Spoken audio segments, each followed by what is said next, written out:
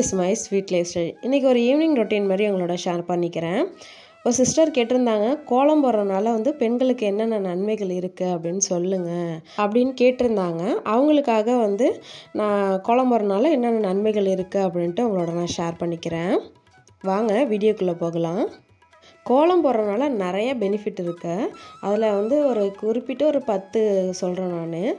இந்த காலைல ஏஞ்சி கோலம் போடுறதும் நம்ம வழிபாடு பண்ணுறதும் ஒன்று தான். எப்படியா இருந்தாலுமே காலைல ஏஞ்சோடனே நம்ம வாசனிச்சு கோலம் போட்டதுக்கப்புறம் தான் சாமி கும்பிடுவோம். அதனால் ரெண்டுமே ஒன்று தான். வாழ்வியல் முறைகளோடு வழிபாட்டு முறைகளும் இணைஞ்சது தான் தமிழரோட பண்பாடு. நம்ம காலையிலே ஏஞ்சி கோலம் போடுறதுனால நம்ம வீட்டில் செல்வம் பெருகும். நாமும் சீரோடும் சிறப்போடும் வாழலாம். அதுக்காக தான் முதல்ல காலைல ஏஞ்சி கோலம் போடணும். பெண்கள் உடலை வளைத்து கோலம் போடும்போது நமக்கு அது ஆரோக்கியமானதும் அவசியமானதும் இருக்குது. நம்ம ஆண்களோட ஒப்பிடும்போது பெண்கள் தான் அதிக முதுகு வலி வருதுன்னு சொல்கிறாங்க. இது வீட்டில் உள்ள ஆண்களை விட பெண்களை அதிகம் வேலை செய்கிறனால தான் வருது. ஒரு குழந்தைய பெற்று எடுத்ததுக்கப்புறம் பெண்கள் அதிக முதுகு வலி வருது அப்படின்னு சொல்கிறாங்க. நம்ம அதிகாலையில் எழுந்திரிச்சு கோலம் போடும்போது நமக்கு உடலுக்கு தேவையான இந்த பிராணவாயுன்னு சொல்கிறாங்கள்ல, அது அதிக அளவில் கிடைக்கிது. இதனால் உடலும் உள்ளமும் புத்துணர்ச்சியாக இருக்குது. இந்த காலையில் ஏஞ்சி இந்த குனிஞ்சு கோலம் போடும்போது ஒரு நல்ல யோகாசனமாகவும் இருக்குது. நம்ம காலைல எழுந்திரிச்சு அந்த சுத்தமான காற்றை நம்ம சுவாசிக்கிறோம். இந்த புள்ளியை உன்னிப்பாக போட்டு கோலம் போடுறோம்ல, அப்போ நம்ம புத்தி சிதறாமல் இருக்குமா, ஒரு நிலையிலே இருக்குன்னு சொல்கிறாங்க. காலையிலே எழுந்திரிச்சு அந்த கோலம் போடுறதுனால நமக்கு தலையில் அந்த ரத்த ஓட்டம் பாயுது. அதனால் ஞாபக சக்தி அதிகரிக்குது. இதிலே ரொம்ப முக்கியமானதுன்னு பார்த்திங்கன்னா, நம்ம அரிசி மாவில் கோலம் போடும்போது அந்த எறும்புகளுக்கு அந்த தீனியாக போகுது. அப்போ நம்ம ஒரு அன்னதானம் செஞ்சதுக்கான நன்மை அதில் கிடைக்கிது. அடுத்து ரொம்ப முக்கியம் அப்படின்னு பார்த்திங்கன்னா, நம்ம வீடு லக்ஷ்மி கடாட்சமாக இருக்குன்னு சொல்கிறோம். ஒரு பாசிட்டிவ் எனர்ஜி இருக்கிற மாதிரி இருக்கும் அந்த காலையில் எழுந்திரிச்சு கோலம் போடுறனால. அடுத்து பார்த்திங்கன்னா, நம்ம வீட்டில் துர்சக்திகள் நம்ம வீட்டுக்குள்ளே நுழையாத மாதிரி இருக்கும். இந்த சுவரை ஒட்டி இந்த பார்டர் போடுறாங்கள்ல, அது தீய சக்திகளை தடுக்கிற வல்லமை கொண்டதான்.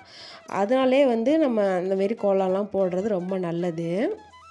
அடுத்து நம்ம கோலம் போட்டுட்டு அந்த 8 பக்கங்கள்லேயும் பூ வச்சோம் அப்படின்னா அந்த திக்பாலகர்கள்னு சொல்கிறாங்கள்ல, அவங்க மகிழ்ச்சியாக இருப்பாங்களாம். இதனால் நமக்கு பல்வேறு நன்மைகள் கிடைக்கும் அப்படின்னு சொல்கிறாங்க. இதிலே ரொம்ப முக்கியம் அப்படின்னு பார்த்திங்கன்னா, அந்த காலையில் எழுந்திரிச்சு அந்த சாணத்தை கரைச்சி நம்ம வீட்டு வாசலில் தெளிச்சிட்டு அதுக்கப்புறம் கோலம் போடும்போது பார்த்திங்கன்னா அந்த கிருமி நாசினியாக செயல்படுதுன்னு சொல்கிறாங்க. இப்போ சாணம் அதிகமாக கிடைக்கல கொஞ்சம் மஞ்சத்தூள் போட்டு, வெறும் தண்ணியாக தெளிக்காமல் மஞ்சத்தூள் போட்டு நீங்கள் அந்த தண்ணி தெளிச்சிங்க அப்படின்னா நமக்கு ஒரு வீட்டுக்கு ஒரு பாசிட்டிவ் எனர்ஜியாக இருக்கும். நீங்கள் வீட்டில் ட்ரை பண்ணி பாருங்கள்.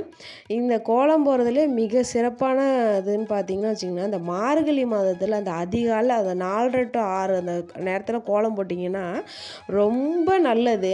நம்ம இறைவனை அந்த தொழுறதுக்கு சமம் அப்படின்னு சொல்கிறாங்க. நம்ம உடலும் ஆரோக்கியமாக இருக்கும், நம்ம உள்ளமும் மகிழ்ச்சியாக இருக்கும். இப்போல்லாம் பார்த்திங்கன்னா எல்லோரும் ஃப்ளாட்டில் தான் இருக்காங்க. வாசல் இருக்காது அப்படின்னு சொல்லுவாங்க. அதனால கோலம் போடாமல் இருக்கோன்னு சொல்லுவாங்க. ஆனால் நம்ம வீட்டில் வாசப்படின்னு ஒன்று இருக்குல்ல, அதில் ஒரு சின்ன கோலம் போட்டிங்கனாலே ரொம்ப நல்லது. நீங்களும் ட்ரை பண்ணி பாருங்கள்.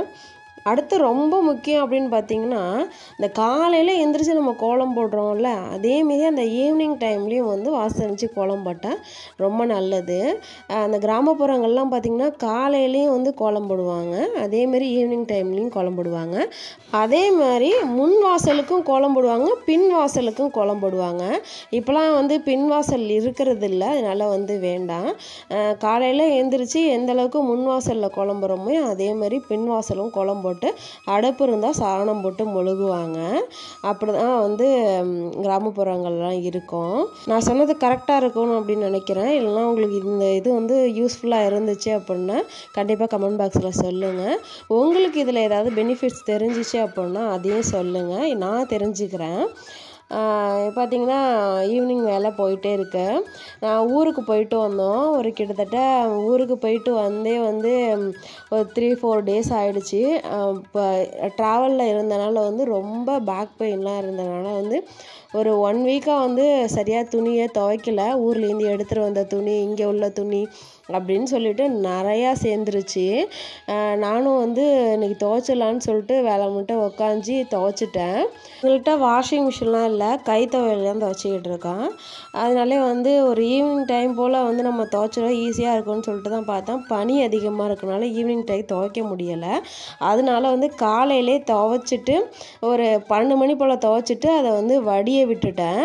அதுக்கப்புறம் போட்டால் கொஞ்சம் ஃப்ரீயாக இருக்கும்னு சொல்லிட்டு நான் துணியெல்லாம் துவைச்சிட்டேன். பார்த்தா அது கொடியே பற்றவே இல்லை. அதுக்கப்புறம் ஒரு கம்பை ஊனிட்டு ஒரு கயிறு எடுத்து கட்டியிருந்தேன். ஈவினிங் டைமில் காய போகிறோன்னு நினைக்காதீங்க. பட் ஆனால் துவைச்சனால அந்த ஊழ வாடை வரும்னு சொல்லுவாங்க. அதனால நான் காய போட்டுட்டேன். காலையிலே எந்திரிச்சு அதை மடிக்கிறதான் வேலை. நம்ம துணி துவைச்சி போகிறது பெருசு இல்லை, அதை மடித்து வைக்கிறதெல்லாம் ரொம்ப கஷ்டம் இருக்குது. இன்றைக்கி ஒரு ரெசிபி ஷேர் பண்ணிக்கிறேன். பாவக்காய் என்ன தான் பண்ணாலும் அந்த கசப்பு வாடை அதிகமாக இருக்குன்னு சொல்லுவாங்க. இந்த முறையில் பாவக்காய் நீங்கள் ட்ரை பண்ணி பாருங்கள், சூப்பராகவே இருக்கும். அதேமாரி அந்த கசப்பு வாடை அந்த அளவுக்கு இருக்காது. ஃபஸ்ட்டு கடுகு உளுத்தம் பருப்பு போட்டு தாளிச்சதுக்கப்புறம் கருவேப்பிலை, தேவையான அளவு வெங்காயம், தக்காளி, கொஞ்சோண்டு கருவேப்பிலை போட்டு நான் நல்லா வதக்கிக்கிட்டேன். அதுமாரி உப்பு போட்டுக்கிட்டேன். இதெல்லாம் நல்லா அதுமாரி சுருண்டு வந்ததுக்கப்புறம் நம்ம பாவக்காவை போட்டுக்க வேண்டியதுதான். பாவக்காய் பார்த்திங்கன்னா நீங்கள் வேக வச்சு போட்டிங்கன்னா அதில் உள்ள சத்தெல்லாம் போயிடும், நம்ம சாப்பிட்றதே வேஸ்ட் ஆகிடும். அதனால பாவக்காவை இதுமாரி அரைஞ்சிட்டு உப்பில் ஊற போட்டுருங்க. ஊற போட்டதுக்கப்புறம் நம்ம என்ன பண்ணணும், நல்லா இதுமாரி வதக்கிடுங்க. அந்த பாவக்காய் நல்லா வதக்கினதுக்கப்புறம் ஒரு சின்ன லெமன் சைஸ் அளவு புளியை ஊற வச்சு அந்த பாவக்காயோட சேர்த்துக்கிட்டு தேவையான அளவு மிளகாத்தூள் போட்டுக்கோங்க. நான் குழம்பு மிளகாத்தூள் தான் சேர்த்துக்கிட்டேன். இதை நல்லா போட்டு நல்லா வதங்கினதுக்கப்புறம் நல்லா வெந்து வந்துடும். தண்ணி விட்டிங்க அப்படின்னா நல்லா வெந்து வந்துடும். வெந்ததுக்கப்புறம் கொஞ்சம் எண்ணெய் விட்டு இதேமாரி ட்ரை ரோஸ்ட்டாக போட்டு எடுத்திங்கன்னா அந்த கசப்புங்கிறது இருக்காது. பாவக்காய் நம்ம கசப்பை போக்கிட்டு சாப்பிட்றதோட அந்த தண்ணியில் வேக வச்சு சாப்பிட்றதோட இந்த கசப்போடே நீங்கள் சாப்பிட்டிங்கன்னா தான் உடம்புக்கு அவ்வளோ இது ஹெல்த்து. எப்பொழுதும் பார்த்திங்கன்னா அந்த நமக்கு உடம்புக்கு சத்தான பொருளை சாப்பிடும்போது அது நல்லாவே இருக்காதான், ஆனால் அதுதான் ரொம்ப நல்லதுன்னு சொல்லுவாங்க. அதனால் நீங்கள் பாவக்காய் அந்த கசப்போடே சாப்பிட்றது தான் ரொம்ப நல்லது. அந்த பாவக்காவை ஜூஸ் போட்டு குடிக்கலாம், அப்படி இல்லைன்னா வேக வச்சு அந்த தண்ணியை சேர்த்து அதை குடிக்கலாம், ரொம்ப நல்லது. நீங்கள் ட்ரை பண்ணி பாருங்கள். ஈவினிங் டைம் ஆகிடுச்சு, சரி விளக்கேற்றலான்னு சொல்லிட்டு விளக்கேற்றிருந்தேன். இது வியாழக்கிழமை போல் எடுத்திருந்த விளாகு தான். எப்பொழுதும் சொல்லுவாங்க இந்த வெளி வாசலில் ஏற்றினதுக்கப்புறம் உள்ளார ஏற்றணும் அப்படின்னு சொல்லுவாங்க. ஆனால் எதுவுமே நம்ம மனசு தான் காரணம். அந்த காலத்துலலாம் இப்படி தான் சாமி கும்பிடணும், அப்படி தான் சாமி கும்பிடணும்னு எதுவும் சொல்லவே இல்லை. காலைல ஒரு செவுரு வச்சு அதில் ஒரு பொட்டு மாதிரியே வச்சு அதை தான் சாமியாக கும்பிட்டுட்டு இருந்தாங்க. இப்போ தான் நிறைய ரூல்ஸ் அண்ட் ரெகுலேஷன் தான் வந்திருக்கு அப்படின்னு நினைக்கிறேன். அந்த சோசியல் மீடியாலாம் இருக்கனால தான் இவ்வளோதும் தெரியுது, வெளியில் வருது. அப்போல்லாம் அவங்கவுங்க சாமி கும்பிடுவாங்க, அவங்கவுங்க இருப்பாங்க, வெளியில் யாருக்கும் தெரியாது. இப்போ பார்த்திங்கன்னா நமக்கு நிறைய வெளியுலகம் தெரிய ஆரம்பிச்சிருக்குன்னு நினைக்கிறேன். அப்போல்லாம் பார்த்திங்கன்னா நம்ம செய்கிறது தான் இருக்கும், இது இன்னும் இல்லை நம்மளோட ஜென்ரேஷன் இதெல்லாம் சொல்லி கொடுத்துருப்பாங்க, அதை நம்ம ஃபாலோ பண்ணிகிட்டு இருந்திருப்போம். இப்போ நிறையா தெரிய ஆரம்பிச்சிருக்கு. நான் அந்த வியாழக்கிழமையில் அந்த விளக்கெல்லாம் விளக்க ஆரம்பிப்பேன். அப்போ எங்கள் மாமா உட்காந்துட்டு சொல்லுவாங்க, ரொம்ப தேய்க்காத, ரொம்ப தேய்ச்சின்னா அந்த பூதம் வெளில வந்துட போகுது அப்படின்னு சொல்லுவாங்க. ரொம்ப விளக்கிக்கிட்டே இருக்காத, அதேமாரி ரொம்ப சுத்தம் பண்ணிக்கிட்டே இருக்காத அப்படின்னு சொல்லுவாங்க. இதெல்லாம் ஒரு நல்லதுக்கு தான் நினைக்கிறேன். ரொம்ப வீட்டை சுத்தமும் பண்ணக்கூடாது, அதுமாரி ரொம்ப விளக்கக்கூடாதுன்னு சொல்லுவாங்க.